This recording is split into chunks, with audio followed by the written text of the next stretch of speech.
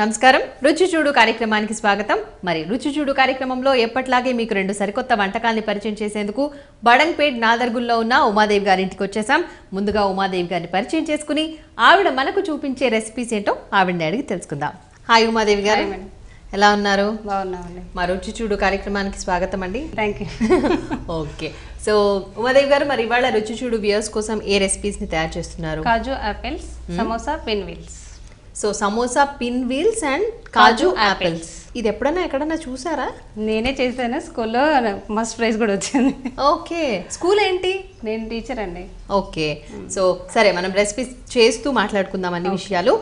ముందు ఏం చేస్తున్నారు? కాజు యాపిల్స్. కాజు యాపిల్ అన్నారు కదా, ఇది స్వీటా హాటా? స్వీట్. ఫస్ట్ మరి కాజు యాపిల్ కావాల్సిన ఇంగ్రీడియంట్స్ చెప్పేస్తారా? కాజు, చక్కెర, ఫుడ్ కలర్, లవంగాలు. సో వ్యూయర్స్ మీరు చూసారు కదండి, కాజు యాపిల్ కి కావాల్సిన ఇంగ్రీడియంట్స్ అన్ని ఉమాదేవి గారు చెప్పేశారు కదా. మరి తయారు చేసే విధానం చూద్దాం. ఉమాదేవి గారు, ఫస్ట్ ఏం చేయాలి మనం? కాజు తీసుకొని పౌడర్ చేసుకొని పెట్టుకోవాలండి. ఓకే, ఇప్పుడు స్టవ్ వెలిగించడాలు ఏం అవసరం లేదా? స్టవ్ వెలిగించి ప్యాన్ పెట్టుకొని. ఓకే,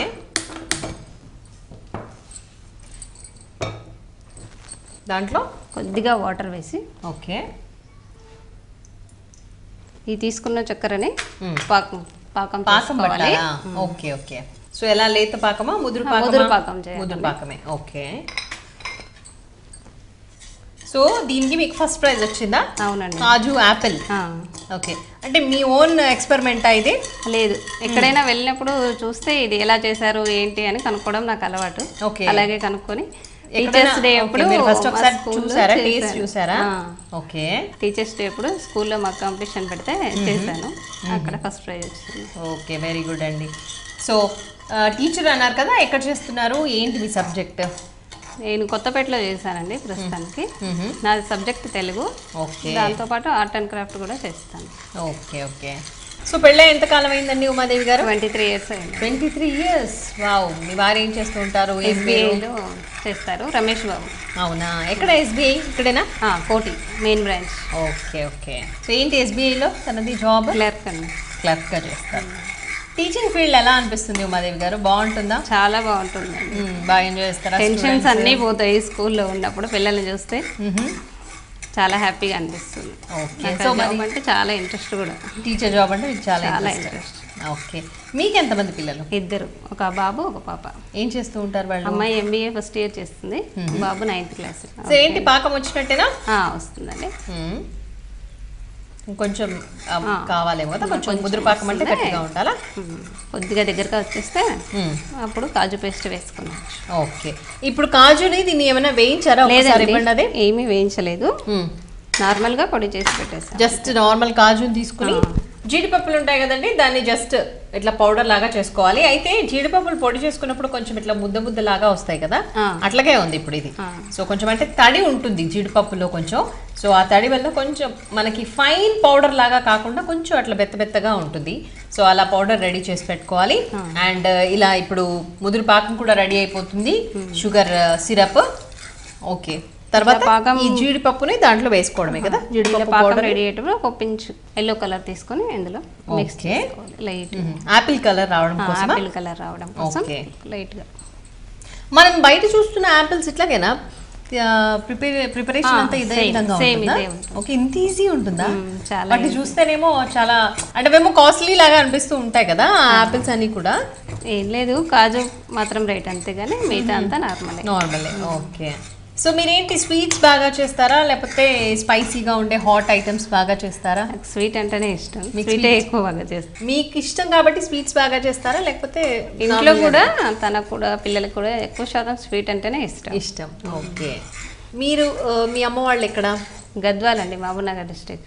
అవునా, తనది కర్నూలు. ఓకే, రాయలసీమకి తెలంగాణకి ముడిపడిందా? అవునండి.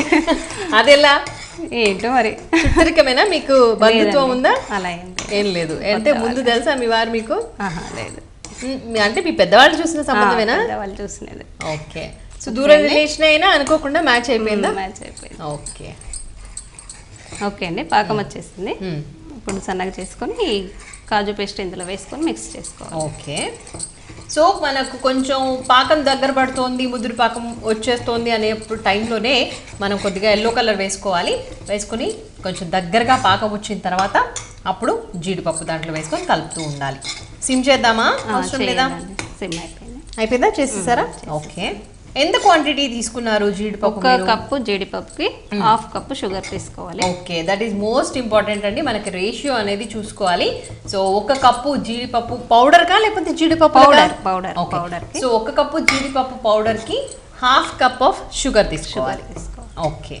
కలర్ మారిపోతుంది కదా ఇప్పుడు? ఏం లేదు, మళ్ళీ వచ్చేస్తుంది. ఓకే. రెడ్ కలర్ కూడా అన్నారు కదా, ఇప్పుడు రెడ్ ఎప్పుడు యాడ్ చేస్తారు? దానికి షేప్ కలర్స్ రావడానికి కోసం కొంచెం డిజైన్ లాగా ఓకే కలర్ చేస్తాం. ఇప్పుడు ఇది చల్లారాలి కదా, చల్లారితే కానీ మనం ఆపిల్స్ లాగా రెడీ చేసుకోలేము. లడ్డు లాగా చేయడం, లడ్డు లాగా చేయడం. స్టవ్ ఆఫ్ చేస్తాను. చేసేయండి. ఓకే. అసలు ఆయిల్ అనేది కొంచెం కూడా యూజ్ చేయలేదు ఇక్కడ మనం, అంటే కాజులోనే ఆయిల్ ఉంటుంది కాబట్టి ఆయిల్ యూజ్ చేయాల్సిన అవసరం రాలేదు. ఓకే. చాలా హెల్దీ డిష్ కూడా ఇది, హెల్దీ రెసిపీ కూడా. మనం ఎక్కడ ఆయిల్ వాడట్లేదు and at the same time మంచిగా జీడిపప్పులను వాడుతున్నాం కాబట్టి సో ఇది చాలా చాలా హెల్దీ రెసిపీ అనుకోవచ్చు. అయితే ఇప్పుడు షుగర్ కాకుండా, షుగర్ అంటే ఇష్టపడిన వాళ్ళు ఉంటారు, లేకపోతే షుగర్ డయాబెటీస్తో బాధపడుతున్న వాళ్ళు ఉంటారు కదా, వాళ్ళు షుగర్ తినడానికి ఉండదు. అలాంటప్పుడు ఏమన్నా మనకు ఆల్టర్నేటివ్ చేసుకోవచ్చు? చాలా తక్కువగా బెల్లం తీసుకొని చేస్తే వస్తుంది. ఓకే. ఎందుకంటే షుగర్ కంటే బెల్లంలో కొంచెం స్వీట్నెస్ ఎక్కువ ఉంటుంది కాబట్టి చాలా తక్కువ క్వాంటిటీ ఒక్కసారి చూసి చేసుకొని అదే కొలత ప్రకారం చేసుకోవాలి. ఓకే. సో మీరు ఎప్పుడు అలా ట్రయల్ చేయలేదు కదా, షుగర్ తోనే చేస్తారు.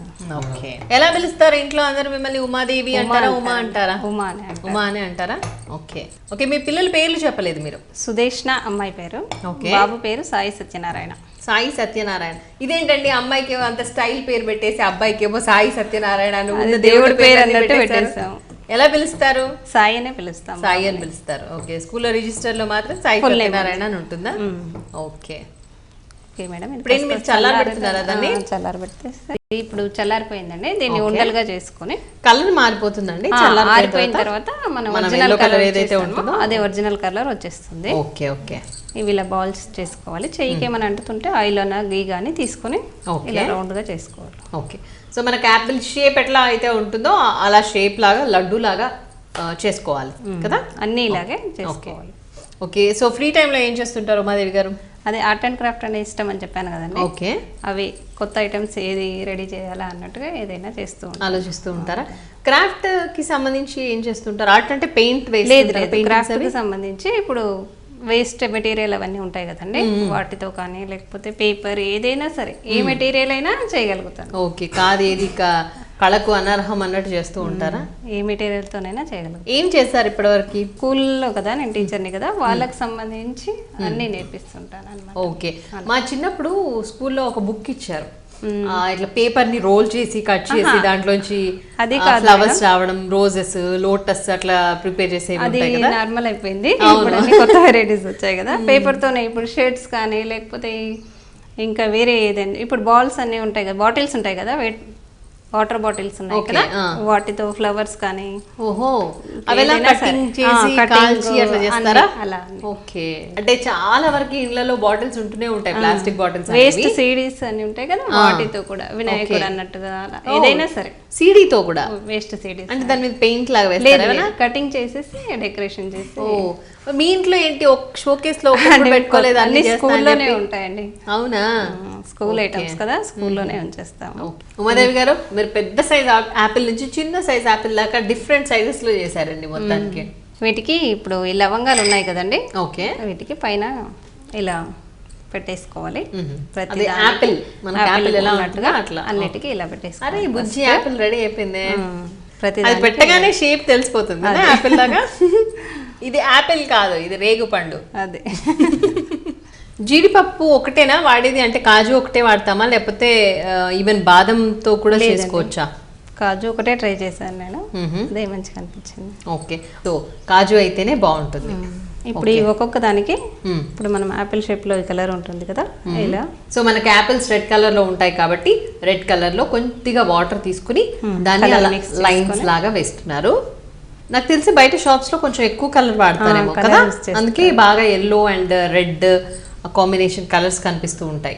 అంటే కలర్ అంత తీసుకోవడం కూడా అంత మంచిది కాదు. అవును. సో నేచురల్ కలర్స్ లాగా యూజ్ అంటే బీట్రూట్ యూజ్ చేయొచ్చు. ఓకే. సో ఇలా అన్నిటికీ కలర్ అన్నిటికీ colour వేసుకోవాలి. వేసుకోవాలి. ఓకే, కావాలనుకున్న వాళ్ళు బీట్రూట్ కలర్ కూడా వాడుకోవచ్చు. కావాలనుకున్న వాళ్ళు ఏంటి చక్కగా న్యాచురల్ కలర్ కాబట్టి అదే వాడండి, బీట్రూట్ కలర్ కదా. బీట్రూట్ రసం తీసేసి పెట్టేస్తే సరిపోతుందా? అది అంటించేస్తే సరిపోతుంది. ఓకే, సో రెడీ అయిపోయినట్టేనా? కాజు యాపిల్స్ రెడీ అయిపోయాయి. కాజు యాపిల్. ఓకే, టేస్ట్ చెప్పండి. ష్యూర్ అండి. సో వ్యూయర్స్ చూస్తున్నారు కదండి, ఉమాదేవి గారు ప్రిపేర్ చేసిన బుజ్జి బుజ్జి యాపిల్స్ నా చేతిలో రెడీగా ఉన్నాయి. టేస్ట్ చూడడానికంటే ముందుగా ప్రొసీజర్ చెప్తాను, ఒకసారి నోట్ చేసుకోండి. ముందుగానే మనం ఒక కప్పెడు జీడిపప్పులు తీసుకుని దాన్ని పౌడర్ లాగా చేసుకోవాలి. నేను ఆల్రెడీ చెప్పేశాను. సో జీడిపప్పులో కొంచెం ఆయిల్ ఉంటుంది కాబట్టి అది ఫైన్గా పౌడర్ లాగా కాదు, సో కొంచెం ముద్దలాగా పౌడర్ లాగా ఉంటుంది. అండ్ ఇంకొక వైపు స్టవ్ వెలిగించుకుని దాని మీద బాండ్లీ పెట్టేసి కొద్దిగా నీళ్ళు పోసి పంచదార వేసుకోవాలి. సో ఆ పంచదార అండ్ జీడిపప్పు పొడి రేషియో ఎలా ఉండాలి అంటే, జీడిపప్పులు కనుక ఒక కప్పెడు తీసుకుంటే 1/2 కప్ ఆఫ్ షుగర్ తీసుకోవాలి. సో ఈ 1/2 కప్ ఆఫ్ షుగర్ మనం ఆల్రెడీ వాటర్ బాయిల్ అవుతున్నాయి కదా, దాంట్లో కొద్దిగా వేసి చక్కగా కలుపుతూ ఉండాలి. ముదురు పాకం వచ్చేంత వరకు చూడాలి. సో ఈ ముదురు పాకం రెడీ అయిపోతుంది అని మనకు కొంచెం తెలిసిపోతుంది కదా, కొంచెం చిక్కగా అవుతుంది కదా, అప్పుడు లైట్గా ఎల్లో కలర్ వేసుకోవాలి. కావాలనుకున్న అంటే వద్దు అనుకునే వాళ్ళు, కలర్స్ని వద్దు అనుకునే వాళ్ళు వాళ్ళ చాయిస్ అది. యాపిల్ అనేది మనకి కొంచెం ఎల్లోయిష్ రెడ్ కలర్లో ఉంటుంది కాబట్టి ఉమాదేవి గారు కొద్దిగా ఎల్లో కలర్ యాడ్ చేశారు. సో అది కలిపిన తర్వాత ఎల్లో కలర్ అంతా స్ప్రెడ్ అయిపోతుంది కదండి మన పాకానికి. ఆ తర్వాత ఈ మనం ఏదైతే జీడిపప్పు పౌడర్ చేసుకున్నామో అది దాంట్లో వేసి బాగా కలపాలి. అదంతా కూడా చక్కగా ఒక ముద్దలాగా రెడీ అయ్యేలాగా చూసుకోవాలి. మనం మామూలుగా లడ్డూలకి పాకం పట్టి ఆ ముద్ద ఎట్లయితే రెడీ అవుతుందో, సో సేమ్ అదే ప్రొసీజర్ అట్లా రెడీ చేసి పెట్టుకోవాలి. ఆ తర్వాత చక్కగా చల్లారిన తర్వాత వాటిని యాపిల్స్ లాగా ఉండల్లాగా చేసుకుని దాని మీద యాపిల్ షేప్ రావాలి అంటే మనకి కాడ ఉంటుంది కదా యాపిల్కి, సో లవంగాన్ని పెట్టాలి. సో ఇలా చేస్తే మొత్తం అంతా కూడా యాపిల్స్ రెడీ అయిపోతాయి. ఆ తర్వాత మళ్ళీ కలర్ కావాలి అనుకున్న వాళ్ళు బీట్రూట్ జ్యూస్ కానీ లేకపోతే రెడ్ కలర్ కానీ యాడ్ చేసుకుని ఇలా లైన్స్ లాగా అవుట్లైన్స్ లాగా వేసేస్తే మనకి యాపిల్స్ రెడీ అయిపోతాయి. సో ఇప్పుడు కాజు యాపిల్స్ నా చేతిలో రెడీగా ఉన్నాయి. టేస్ట్ ఎలా ఉందో చెప్తాను. పుచ్చి యాపిల్స్. సో ఈ యాపిల్ తినేటప్పుడు మీరు ఏదో స్టైల్గా పైన కాడ పట్టుకొని తినాలని మాత్రం ప్రయత్నం చేయకండి, అది లవంగం మూడిపోయే అవకాశం ఉంటుంది. ఇలాగే తినండి. ఓకే,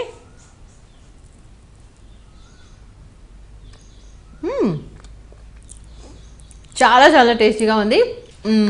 కాజు అంటే ఇష్టపడిన వాళ్ళు ఎవరైనా ఉంటారా? అండ్ కాజుకి పర్ఫెక్ట్గా షుగర్ కూడా అక్కడ సెట్ అయిపోయింది. అండ్ షుగర్ సిరప్ వల్ల ఈ కాజుకి చక్కగా టేస్ట్ వచ్చేసింది. అంటే యాపిల్ అంటే ఏదో యాపిల్ ఫ్లేవరే ఉంటుందని అనుకోకుండా స్వీట్ని స్వీట్ లాగా ఎంజాయ్ చేయాలి అనుకునే వాళ్ళకి కాజు యాపిల్ డెఫినెట్గా నచ్చుతుంది. సో కాజు యాపిల్ చాలా చాలా టేస్టీగా ఉంది. మీరు కూడా మీ ఇంట్లో తప్పకుండా ట్రై చేయండి.